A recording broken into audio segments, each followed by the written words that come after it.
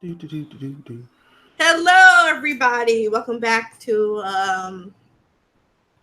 is this another episode? An episode. I don't know. I'm used to saying another episode of Fat Girl Chronicles. So welcome back to an episode of us doing a movie review. I know it's been quite some time since we've done that.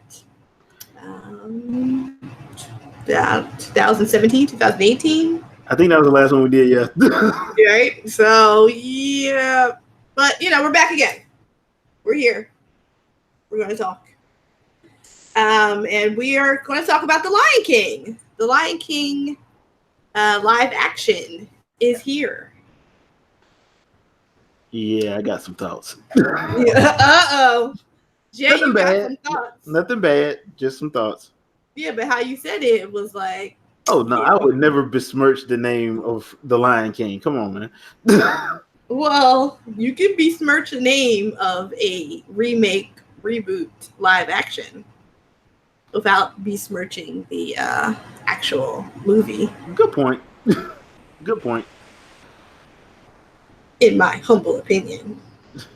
Okay, so where do we start? Well, first thing, obviously, we're not going to really talk about the storyline because I think it was the same dang old story.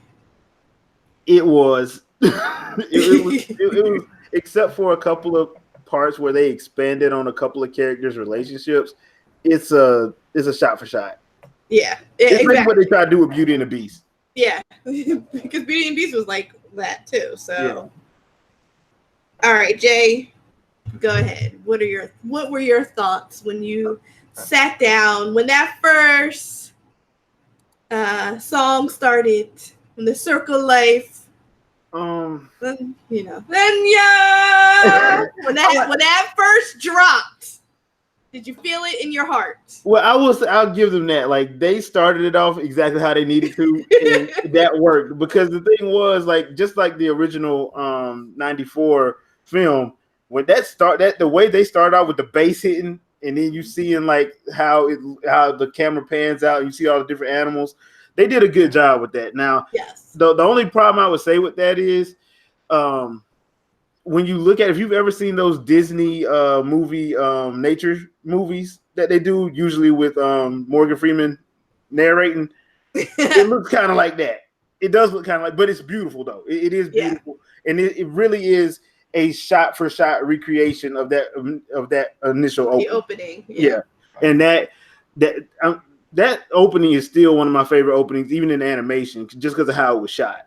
So yeah, I think that's because it was like perfectly shot, perfect music, like it was a good feeling. It actually made you feel like you were actually on the savannah. Yeah, exactly. Especially if you watched National Geographic or Discovery Channel when they do the African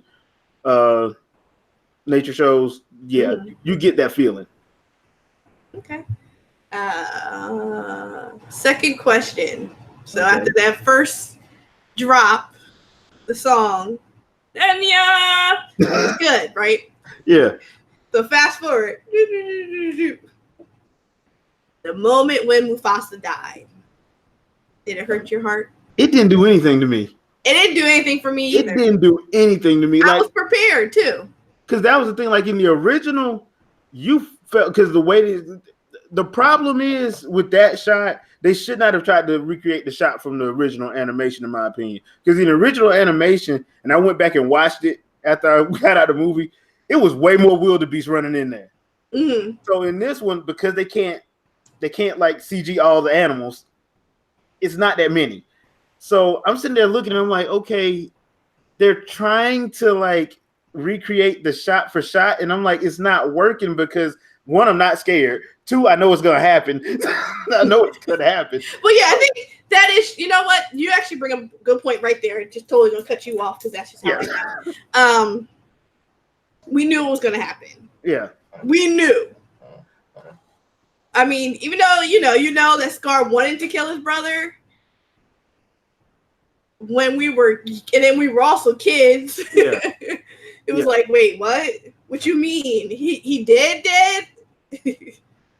So like that was more traumatic for us as children versus now, and plus since we know now. Because I full disclosure, that's the first movie I cried in. Because that part, because it killed me. Because I'm like, the scene before that, you see Simba and Mufasa. You know, he asking his dad, "We're gonna be together forever," and Mufasa like that was like foreshadowing. You knew yeah, as soon as he said, "Yes, we'll be together." They're like, "Nope, no, he's not. He's like, hey, look at this guy." So I'm like, okay, but the thing is, I'm like, I think that scene, the way it happened is just like, okay, I was expecting them to try to do something a little different to make it more impactful. They just didn't do it.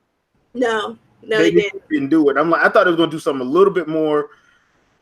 And I think that's one of my main problems with the movie is the fact that they tried to do shot for shot. I wish they wouldn't have did shot for shot. I just wish they wouldn't have did it because a lot of my favorite scenes did not work because they tried to do shot for shot. And okay, so what were some of your scenes that didn't work? Okay, John Favreau, I like you as a director. You're awesome, man. You're Happy Hogan. You do a good job. But why did you okay that version of Be Prepared?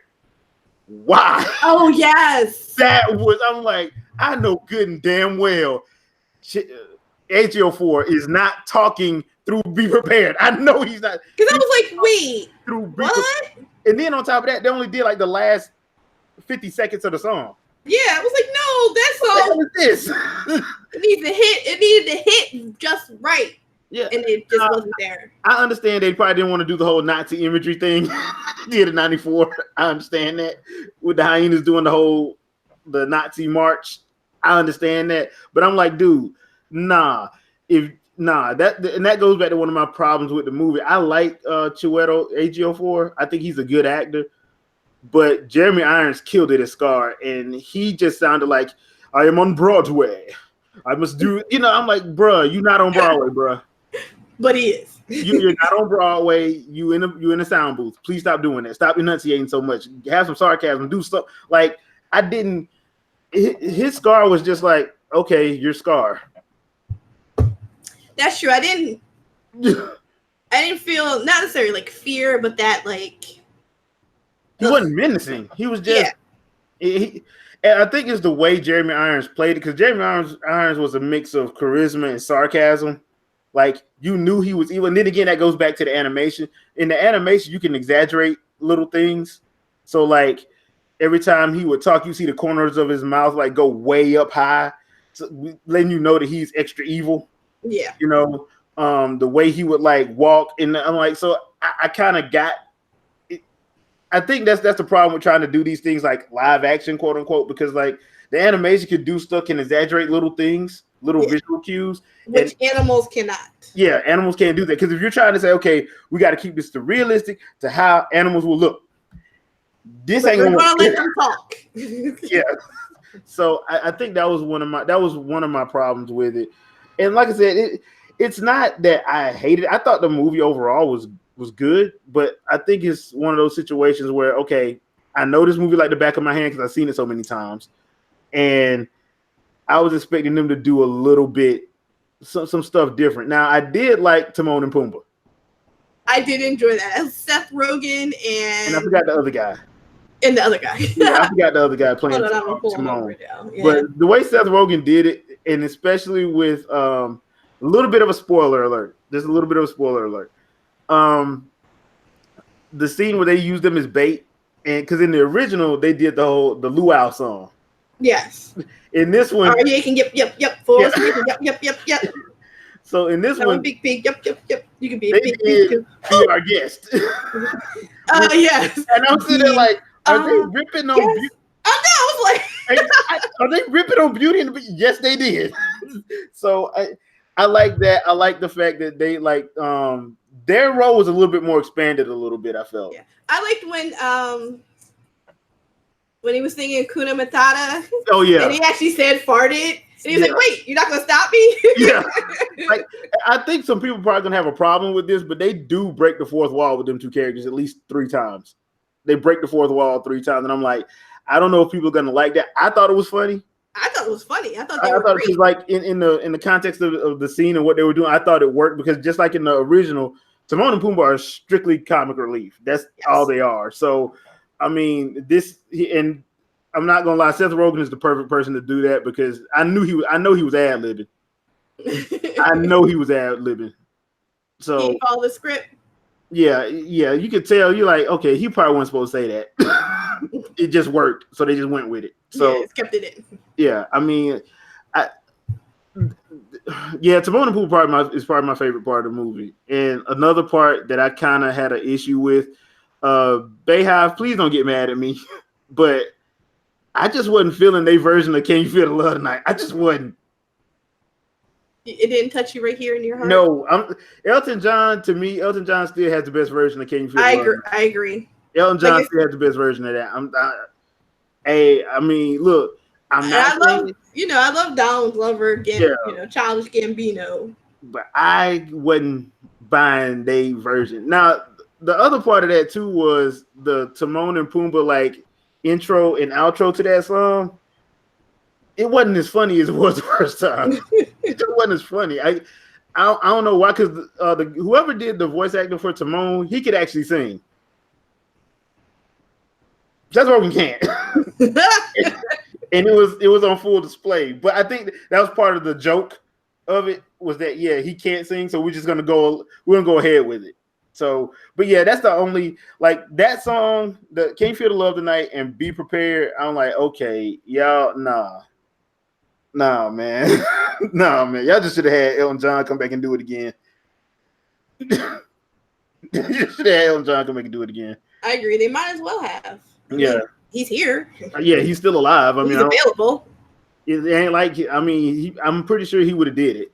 Yeah. I mean, hell, he did it the first time. I'm pretty sure he'd do it again. I mean, but other than that, though, I actually like, because there was a couple other things they did, especially with Simba's mom, Sarabi, that they expanded on hers a little bit, and that was actually pretty cool. Because she had, like, it was only like a couple more lines, but it actually kind of made the whole situation with Scar make sense. Yeah, she was like, listen, I ain't want you back then, I don't want you now. Yeah. You ain't nothing. You ain't never gonna be nothing. Kick rocks. I thought you were gonna pull out that old Black Mariah from Luke Cage. I'm like, okay, what the heck?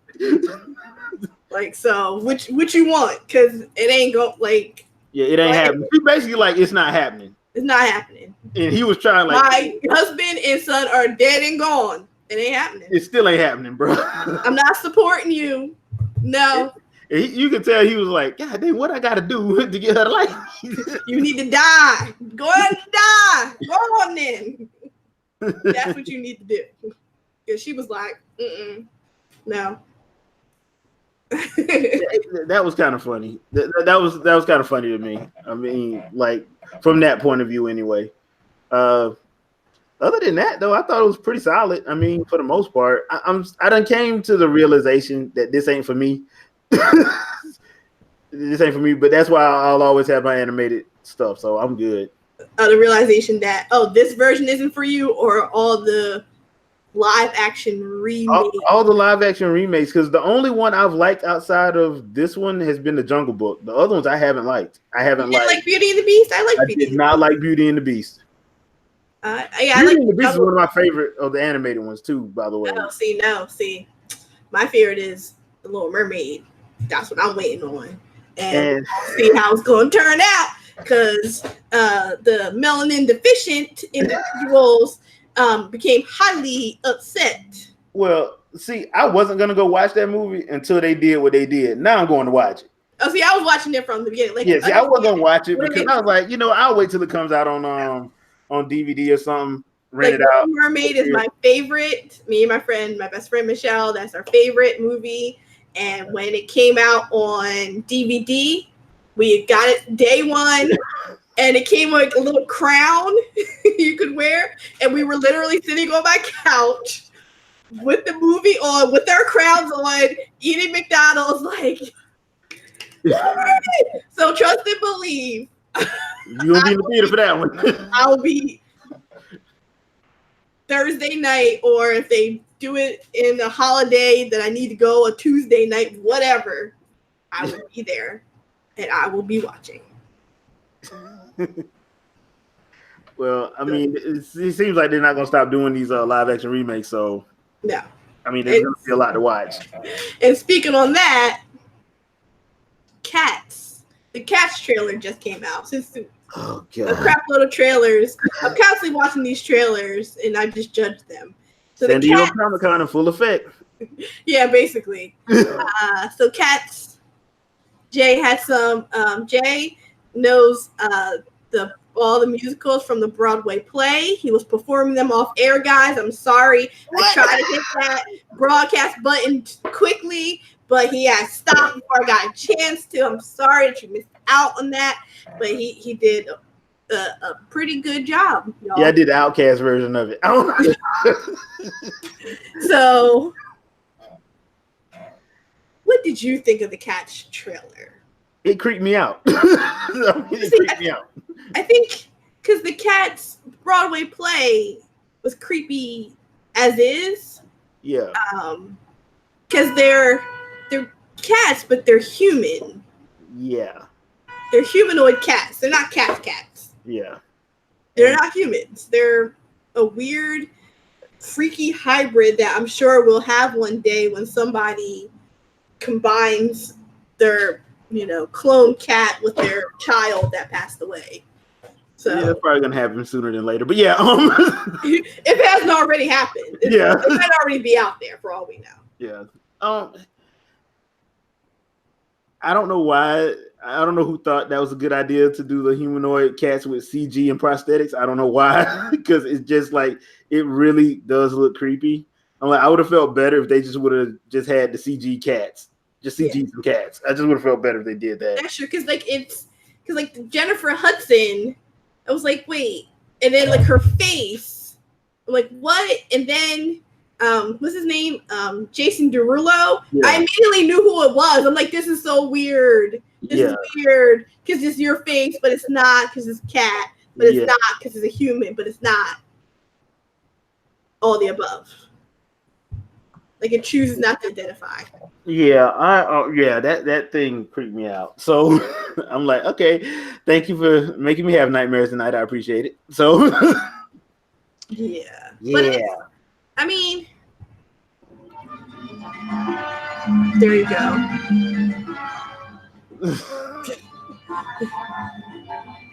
Welcome to New Jersey, y'all. We get random, and that wasn't the ice cream truck, surprisingly, because ice cream truck does play Lumbaba. Oh, okay, that's interesting. So will you see the cats? Who, me? Yeah, you. No. Okay, will you watch it on TV? If I'm doing something, I have it on the background. Yeah. Are you a musical person to begin with? I actually like musicals. Okay. I actually do. I just my favorite musical of all time will always be Little Shop of Horrors. Oh well, that's. I mean, I'm sorry, Levi Stubbs or the Four Tops is awesome as Audrey, but if you follow me on Facebook, you should know that because I posted like the Mean Green Mother from Outer Space song. Listen, so I appreciate that. Yeah. But then Mulan trailer came out too. Mm-hmm. Since we're just going across the board. Okay. What did you think about Mulan? Watching it day one. Day one? Yeah. So I'm hearing all kinds of rumors. They're not basing it off the 98 movie. So if you don't know anything about the story of Fa Mulan, the Chinese folk hero story, that's what they're basing this off of. They're not basing it off the 98 film. And I know that's going to piss some people off because that means Mushu ain't going to be in there. That Crooked ain't going to be in there. None of that's going to be in there. They're not going to try to. No. The last thing I read about it was they're going to play like the instrumentals to some of the songs in there, but they're not going to be it's not going to be no. It's not a musical. No, it's an actual telling of the actual Fa Mulan story. So that's why, like in the trailer, you saw that fighting. Like, she like the second half of that trailer, she goes to work. So okay, I support that. I stand a queen that holds a sword, so I'm there for it. Yeah. So that's going to be interesting because I read a little bit of that folk hero story. I actually kind of like it. The real story is actually very interesting. Okay. Well, people go read. Reading is fundamental. Yep. But that's why I think that's another reason why everybody was mad because they're like, "Where's Mushu at? Where's Mushu? They better get Eddie Murphy to play Mushu." Like, y'all don't understand. Mushu ain't gonna be in this. Like, no. You better go back and get that when they resell Mulan on DVD for the 80th time. You better go pick it up because that's the only way you're gonna see Mushu. Okay, so I think that's it, right? Yeah. I enjoyed Lion King. You enjoyed Lion King. That's about it. I don't know if I'll buy it on DVD, but I enjoyed it. I mean, I'm not gonna buy it because, like, I still have my Blu-ray, so I'm good. Like I said, this ain't for me. This is for like my nephew and my niece that are young. Like, they'll probably get a kick out of it. Yeah. So is there any Disney movie that has not been made into a live action yet that you would want to see or you think would do well? Well, you know that they did do that sequel to Maleficent. Yeah. I think that's going to do well, but then again, that's like an original story. So, other than that, I would say The Hunchback of Notre Dame, but that one was actually interesting. It still wasn't my favorite one, but that was kind of interesting. They can't do Hercules. That's just not going to make any sense if they try to do Hercules. So the only one I would think would either be out of Pocahontas and Hunchback of Notre Dame, and I don't think they want to touch that with a 10-foot pole right now. What, Pocahontas? Yeah. No, I mean, because you know what's gonna happen. Yeah, stories too. Yeah, and then the casting on that, the way that story really, they ain't doing that. The actual, it's not. Yeah, they're not gonna do that because that's gonna get It's not a nice story. Yeah, that's not a nice story. So I mean, they better stick with like the Mulan and Little Mermaid. Yeah, y'all playing it safe. Just play it safe. Just play it safe. You don't want no controversy. Yeah, because I was surprised with the whole Dumbo thing because they had them racist crows in Dumbo. Yeah, they cut that completely out. So they're like, what we not gonna do? Yeah, we're not even gonna have a bird in here. Gone. Yeah, so I mean, I don't think they're gonna touch Pocahontas with like a 10-foot pole. I mean, because I don't even know any way to like sweeten that story at all. No, because even the animation, you're like, did this governor really just say he want to kill all of them? Like, yeah, there's no. Mm-mm. Yeah, so. And then, see, one of my favorite is the Prince of Egypt. Uh-huh. But again, casting. Yeah, they're not gonna cast it right. They won't cast it right. It's only gonna make people mad. So. Uh-huh. So just keep it as it is. Because I like all the songs from the Prince of Egypt. Yeah. So I would love to see them, but casting ain't going to be right. It's only going to make you mad. So yeah. So yeah, just So some of this stuff just needs to stay animation. just stay animation, and just go with it like that. Like the only other one I think they could probably pull off is The Princess and the Frog, but that came out in 2009. Yeah. So I don't know if they want to. Because I think what they're trying to play off of is people's nostalgia. So that's why they're doing it the way they're doing it. Because, like, hey, look, we had this run from 89 to 99 of just animated films that was just killing it back to back. It got so bad, nobody wanted to go up against Disney in May. True. Nobody did because they was like, we ain't going to make no money. Mm-hmm. You had, like, Die Hard didn't want to go up against, because I think Die Hard was supposed to come out, like, and was supposed to go up against Aladdin. They ain't do it. They were like, nope, not doing it. Like, what we not going to do? Yeah. So it had like action movies that was like, nope, we're not coming out in May. We'll come out in June or July.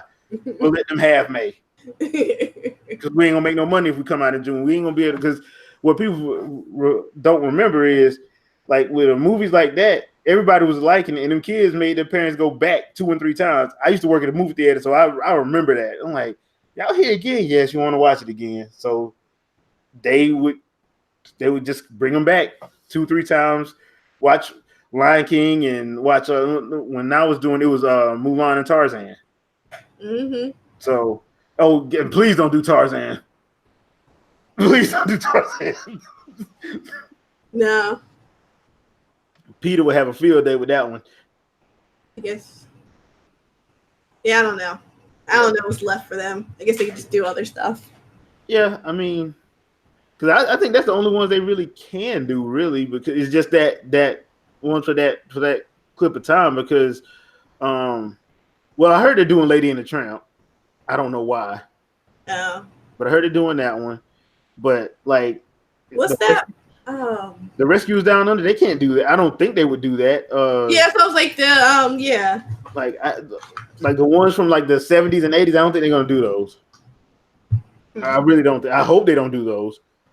I mean, guess we'll see. Yeah, we'll see. We'll see. So to wrap it up, are you gonna get the Disney streaming when it comes out? Let's see. They're gonna have Falcon and Winter Soldier, Star Wars Mandalorian, the Loki series. Yeah, I'm getting it. Yeah, all right. Just shoot me that login. Y'all got 5 on it. How much is it for the year? I'll pay for it. Yeah, because it's not that expensive. Like initially, it's not going to be expensive. Yeah, I'll pay for part. Shoot me that login. I think because that drops November 12th. I think it goes live. So yeah, I'm at first I wasn't gonna get it, but then they started talking about the stuff they're gonna get. They're planning on having, and I'm like, yeah, that's too good of a deal to pass up. Yeah, it's too many. Yeah, it's way too good of a deal. You got anything you got coming out? We'll be doing a live stream of Marvel Ultimate Alliance 3 at 9:00 Eastern Standard Time tonight. So drop by. Chat will be up. 19. Yep. Chat will be up. So you're streaming on YouTube? Yep, on YouTube. Okay. Streaming on YouTube, y'all. Yep. Okay. Anything else? That's it. All right, that's it. I mean, and Winging It podcast on Sunday. We're gonna give our thoughts on San Diego Comic-Con, trailers, TV shows, overall thoughts, all that good stuff. So all that fun stuff. Yeah, all that fun stuff. Cool. All right, everybody. I hope you've enjoyed this episode. As always, please like, subscribe, and share so other people can find me and I can grow. Guys, fingers. Okay, that's it. Bye, people.